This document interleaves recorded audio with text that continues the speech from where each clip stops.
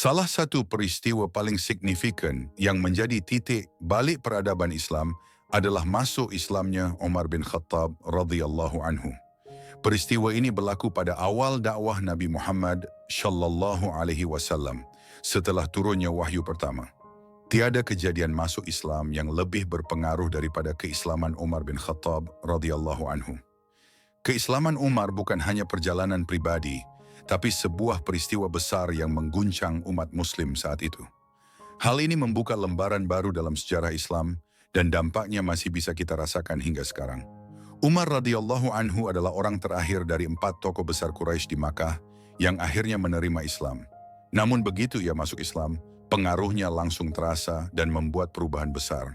Cinta kaum Muslim kepada Umar begitu dalam.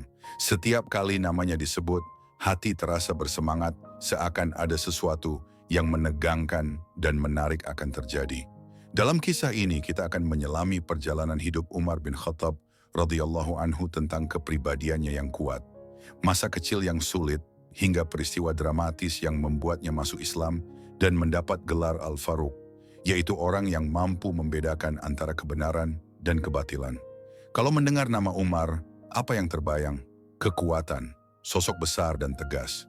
Secara fisik, Umar radhiyallahu anhu luar biasa tinggi dan kuat. Dikatakan bahwa ketika ia menunggang hewan, terkadang kakinya menyentuh tanah. Anak-anak pun berlari menjauh ketika melihatnya, bukan karena ia jahat, tapi karena tubuhnya begitu gagah dan menakutkan. Ia digambarkan berkulit cerah kemerahan, bermata besar, bertangan lebar, berkaki besar, dan suaranya begitu dalam sampai-sampai orang yang mendengarnya bisa merasa gemetar. Ada kisah seorang tukang cukur yang sampai pingsan hanya karena Umar berbicara saat rambutnya sedang dicukur. Suaranya bergema kuat, menunjukkan betapa besar wibawanya. Sebelum masuk Islam, kekuatan Umar bukan hanya pada fisiknya. Cara ia berjalan cepat, berbicara tegas, dan bila memukul, ia memukul dengan keras. Tidak ada kelemahan dalam dirinya. Islam tidak menghapus sifat ini, tetapi mengarahkannya ke jalan yang benar. Kekuatan besar itu digunakan untuk kebaikan. Umar radhiyallahu anhu sebenarnya masih muda ketika Nabi SAW menerima wahyu pertama, sekitar usia 20-an. Ia lahir di Makkah dari kabilah Banu Adi, salah satu cabang kecil dari Quraisy yang dihormati. Ayahnya, Al-Khattab, terkenal sangat keras, bahkan kasar terhadap keluarga maupun orang lain. Umar kecil sering disiksa dan dipaksa bekerja berat oleh ayahnya. Dari situlah muncul kebencian dalam dirinya terhadap sifat kejam. Meski masa kecilnya sulit, pengalaman itu justru membentuk Umar menjadi sosok yang cinta keadilan. Ia sering mengingat masa-masa menjadi penggembala kambing di lembah Makkah. Bahkan ketika sudah menjadi khalifah, Umar kerap mengingatkan orang lain dan dirinya sendiri tentang masa lalunya yang sederhana. Selain kuat, Umar juga sangat cerdas. Dari seluruh Quraisy, hanya sekitar 17 orang yang bisa membaca dan menulis, dan Umar termasuk di antaranya. Ia juga pandai bersyair, sering ikut adu syair dan sering menang. Umar bisa mengalahkan orang dalam gulat sekaligus dalam puisi. Ia juga pernah berdagang, meskipun tidak terlalu sukses, tapi ia banyak melakukan perjalanan jauh sejak kecil, bahkan sampai ke Romawi dan Persia. Itu memberinya pandangan luas tentang dunia. Kombinasi kecerdasan dan wibawanya membuat Umar dipercaya sebagai juru bicara Quraisy. Ia sering berperan sebagai duta atau pembela suku Quraisy dalam menghadapi suku lain.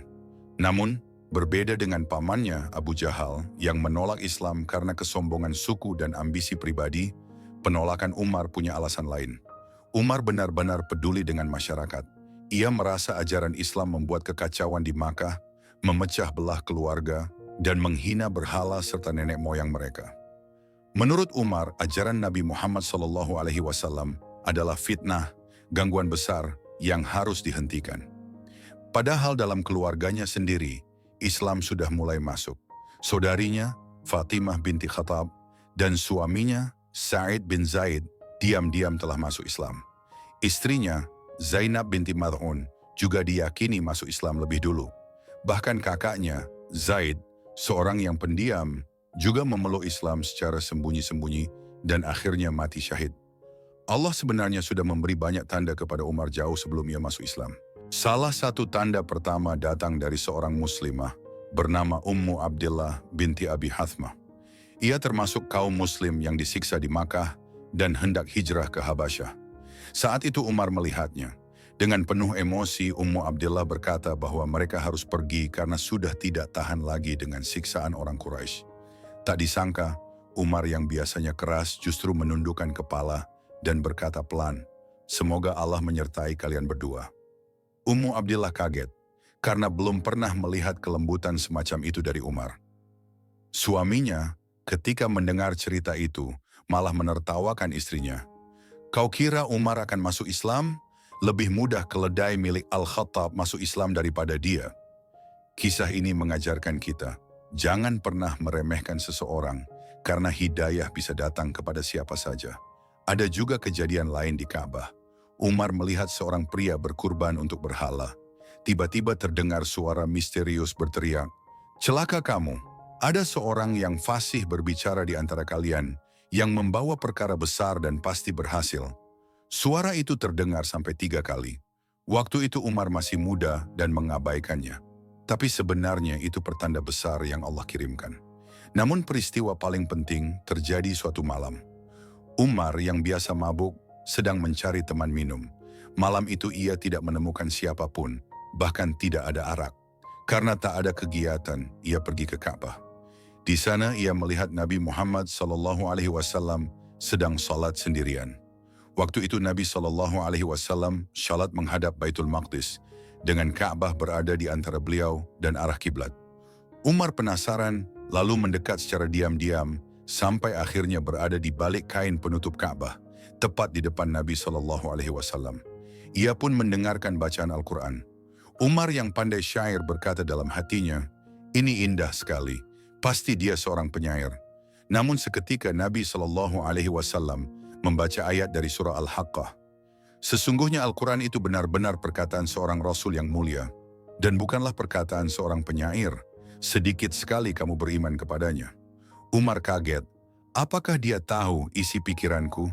Lalu ia menduga, kalau begitu dia tukang sihir. Namun ayat berikutnya langsung dibacakan. Dan bukan pula perkataan tukang sihir. Sedikit sekali kamu mengambil pelajaran. Umar terdiam, hatinya goyah. Ia mulai merasakan kebenaran Islam, tapi masih menahan diri karena status, reputasi, dan kebanggaannya sebagai tokoh Quraisy. Di saat yang sama, Abu Jahal yang marah karena Hamzah bin Abdul Muthalib baru saja masuk Islam, mengumumkan hadiah besar bagi siapa saja yang bisa membunuh Nabi Muhammad SAW. 100 unta merah dan emas yang melimpah. Umar pun berpikir, hanya dengan membunuh Muhammad, semua fitnah ini akan berakhir. Maka ia mengambil pedangnya dan berjalan dengan penuh amarah menuju rumah Nabi SAW. Namun seorang pria dari Quraisy bernama Nuaim bin Abdullah melihat Umar. Ia tahu niat Umar, lalu mencoba menghentikannya. Setelah gagal menasihati, akhirnya ia berkata, "Sebelum kau bunuh Muhammad, urus dulu keluargamu. Adikmu Fatimah dan suaminya Said sudah masuk Islam." Mendengar itu Umar langsung berbalik arah menuju rumah adiknya dengan pedang terhunus.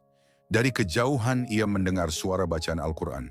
Di dalam rumah ada Said, Fatimah, dan sahabat Nabi SAW, Khabbab bin Al-Arat, yang sedang mengajarkan ayat-ayat dari mushaf. Umar masuk dengan marah, menuntut mereka menghentikan bacaan. Said dengan berani berkata bahwa mereka telah masuk Islam. Umar pun memukulnya keras.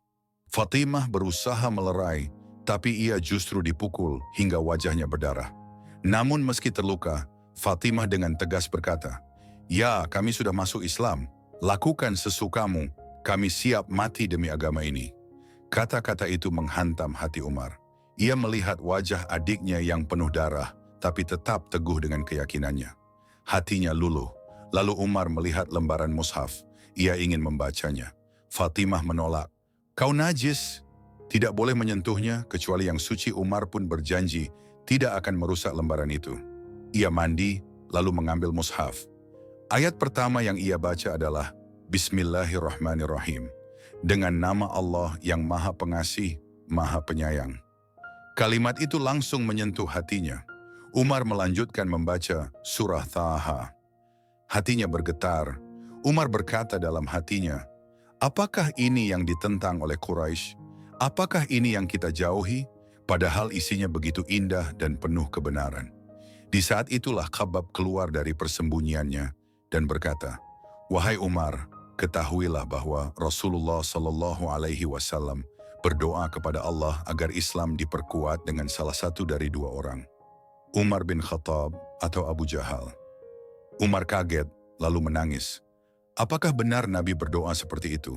Dan saat itu juga hatinya mantap. Ia berkata, tunjukkan kepadaku di mana Muhammad. Aku akan menemuinya sekarang juga. Dengan pedang masih di tangannya, Umar bergegas menuju rumah tempat kaum muslimin berkumpul secara sembunyi-sembunyi, yaitu Darul Arqam. Di sana Rasulullah Shallallahu Alaihi Wasallam bersama para sahabat sedang berdiskusi. Ketika Umar tiba di depan pintu, para sahabat panik melihatnya. Mereka tahu Umar datang dengan wajah tegas dan pedang di pinggang. Hamzah bin Abdul Muthalib radhiyallahu anhu, yang baru saja masuk Islam beberapa hari sebelumnya, langsung berdiri dan berkata, biarkan dia masuk. Kalau ia datang dengan niat baik, kita sambut dengan kebaikan. Tapi kalau ia berniat jahat, demi Allah, aku sendiri yang akan menghabisinya dengan pedangku. Rasulullah Shallallahu Alaihi Wasallam lalu berkata dengan tenang, buka pintu untuknya. Saat Umar masuk, Nabi Shallallahu Alaihi Wasallam langsung berdiri mendekatinya.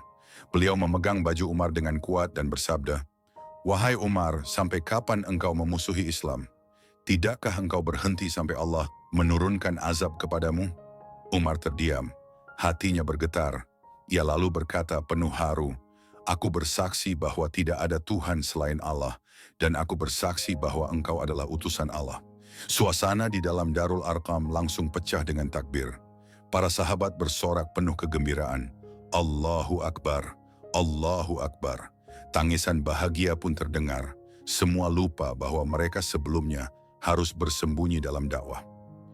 Penduduk langit ikut bergembira dengan masuk Islamnya Umar. Sejak hari itu, Umar bin Khattab radhiyallahu anhu mendapat julukan Al-Faruq, orang yang mampu membedakan antara kebenaran dan kebatilan.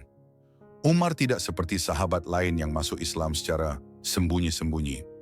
Begitu ia bersyahadat, ia langsung berkata, bukankah kita di atas kebenaran, sementara mereka di atas kebatilan? Kalau begitu, mengapa kita harus bersembunyi? Untuk pertama kalinya, umat Islam keluar secara terbuka. Mereka berbaris dua saf, satu dipimpin Umar, satu dipimpin Hamzah. Dengan lantang mereka berjalan menuju Ka'bah, membaca takbir dan menyatakan keislaman mereka. Penduduk Quraisy hanya bisa terdiam, karena aura keberanian Umar membuat mereka gentar. Umar bahkan langsung mendatangi Abu Jahal, pamannya sendiri yang paling keras menentang Islam, dan berkata di depan wajahnya, aku bersaksi bahwa tiada Tuhan selain Allah dan Muhammad adalah utusan Allah. Abu Jahal terkejut, tapi tak bisa berbuat banyak. Abdullah bin Mas'ud radhiyallahu anhu, salah satu sahabat awal, berkata, masuk Islamnya Umar adalah kemenangan, hijrahnya adalah kekuatan, kepemimpinannya adalah rahmat. Sebelum Umar masuk Islam, kaum muslimin tidak berani sholat di Ka'bah secara terbuka. Tapi setelah Umar menjadi muslim, ia berdiri di depan, melindungi mereka, bahkan berkelahi dengan siapa saja yang berani menghalangi. Ketika hijrah ke Madinah, sebagian besar sahabat pergi diam-diam agar tidak diketahui Quraisy. Tapi Umar berbeda. Ia tawaf di Ka'bah dengan tenang, membawa pedang dan busur, lalu berkata keras kepada tokoh Quraisy, siapa yang ingin istrinya menjadi janda, anaknya yatim, atau ibunya menangis karena kematian anaknya, silakan hadang aku di balik lembah ini. Tidak seorang pun berani mendekat. Umar kemudian berangkat bersama rombongan muslim secara terang-terangan menuju Madinah. Masuk Islamnya Umar bin Khattab radhiyallahu anhu menjadi titik balik dakwah Islam. Sifat kerasnya berubah menjadi kekuatan untuk menegakkan kebenaran. Amarahnya berubah menjadi pembelaan terhadap yang lemah. Kekuatan fisiknya digunakan untuk menjaga umat. Bahkan hatinya yang dulu keras berubah menjadi lembut, sering menangis dalam doa di malam hari. Umar radhiyallahu anhu menjadi bukti nyata bagaimana Islam mampu mengubah seseorang secara total, dari musuh besar menjadi pembela yang paling setia, dari penentang paling keras menjadi sahabat Nabi Shallallahu Alaihi Wasallam yang paling berpengaruh.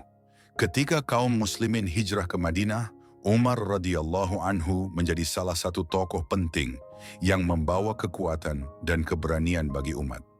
Di Madinah, ia selalu berada di sisi Rasulullah Shallallahu Alaihi Wasallam dalam peperangan, musyawarah, maupun urusan masyarakat. Keberanian dan ketegasannya membuat kaum muslim semakin percaya diri. Dalam Perang Badar, Uhud, Khandaq, dan berbagai peperangan lainnya, Umar selalu menjadi benteng yang sulit digoyahkan. Satu hal yang sangat menonjol dari Umar adalah rasa keadilannya yang luar biasa. Pengalaman masa kecilnya yang keras membuat ia benci pada kezaliman. Ketika menjadi khalifah, ia selalu menempatkan dirinya sejajar dengan rakyat. Ada kisah terkenal ketika Umar sedang berpatroli di malam hari. Ia mendengar seorang ibu merebus air untuk menenangkan anak-anaknya yang kelaparan. Ternyata di dalam panci itu tidak ada makanan, hanya air kosong. Umar menangis melihat hal itu. Malam itu juga ia mengangkat karung gandum di punggungnya sendiri dan membawanya kepada keluarga miskin itu. Ketika sahabatnya berkata, "Biarkan aku yang membawakan, wahai Amirul Mukminin." Umar menjawab, "Apakah engkau yang akan memikul dosaku di hari kiamat?" Meski memimpin wilayah yang sangat luas, dari Persia hingga Romawi, Umar tetap hidup sederhana. Pakaiannya sering bertambal, makanannya sederhana, rumahnya biasa saja. Bahkan ketika mengunjungi Baitul Maqdis, ia datang dengan pakaian yang penuh tambalan, sementara pasukan muslim lainnya tampak gagah. Tapi justru itulah yang membuatnya dihormati, karena ia benar-benar menjunjung tinggi nilai keadilan dan kesederhanaan. Umar dikenal sebagai khalifah yang tegas sekaligus lembut hatinya. Banyak kebijakan penting lahir di masanya. Islam berkembang pesat di masa kepemimpinan Umar, dan rakyat di wilayah-wilayah baru melihat keadilan serta akhlak kaum muslimin. Meski dikenal keras, Umar sangat lembut ketika beribadah. Ia sering menangis saat membaca Al-Quran. Ada riwayat bahwa ketika membaca ayat tentang azab, Umar sampai jatuh sakit karena ketakutan kepada Allah. Ia juga sering berdoa, "Ya Allah, jadikan aku mati sebagai syahid dan wafatkan aku di kota Nabi-Mu." Doa ini dikabulkan Allah. Pada suatu hari, saat Umar sedang mengimami salat subuh di Masjid Nabawi, seorang budak Persia bernama Abu Lu'lu'ah menikamnya dengan pisau beracun. Umar terluka parah dan akhirnya wafat beberapa hari kemudian, tahun 23 Hijriah. Sebelum meninggal, Umar berpesan agar jenazahnya dimakamkan di samping Rasulullah SAW dan Abu Bakar radhiyallahu anhu. Setelah mendapat izin dari Aisyah radhiyallahu anhu, Umar dimakamkan di sana. Kini, jasad Umar beristirahat bersama dua sahabat terdekat Nabi SAW. Kisah Umar bin Khattab radhiyallahu anhu adalah bukti nyata bagaimana Islam mampu mengubah seseorang secara total. Dari seorang yang keras dan menentang Islam, menjadi pemimpin adil yang mengubah wajah dunia. Keberanian, keadilan, kesederhanaan, dan ketakwaannya menjadikan Umar salah satu pemimpin terbaik sepanjang sejarah. Sampai hari ini, namanya tetap harum dan dikenang sebagai teladan bagi umat Islam. Jika Anda menikmati video ini, jangan lupa untuk menekan tombol like dan subscribe ke channel kami. Dengan begitu, Anda membantu kami menyebarkan kisah-kisah indah dari Al-Quran. Bersama-sama, kita bisa menjadi bagian dari dakwah dan menuntun orang lain menuju kebaikan, insya Allah. Semoga Allah mengampuni dosa-dosa kita, melimpahkan rahmat-Nya kepada kita, melindungi kita dari siksa kubur, azab api neraka, dan kesulitan di hari kiamat. Wassalamualaikum warahmatullahi wabarakatuh.